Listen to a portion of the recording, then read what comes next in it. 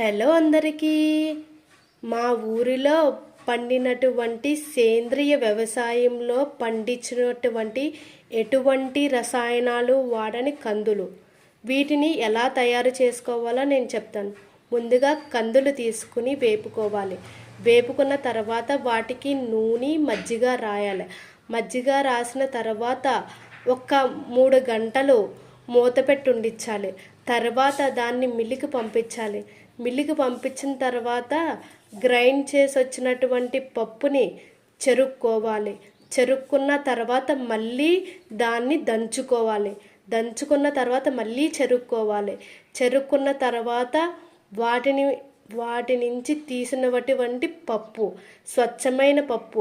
మేము ఎటువంటి రసాయనాలు వాడట్లేదు. మేము స్వచ్ఛంగా న్యాచురల్గా పండించినటువంటి మా సొంత పొలాల్లో పండించినటువంటి సేంద్రియ కందిపప్పు ఎలా తయారు చేసుకున్నారో చూసారు కదా. మీకు కావాలంటే ఆర్డర్ చేయండి. మేము మీకు పార్సిల్ సెండ్ చేయబడను.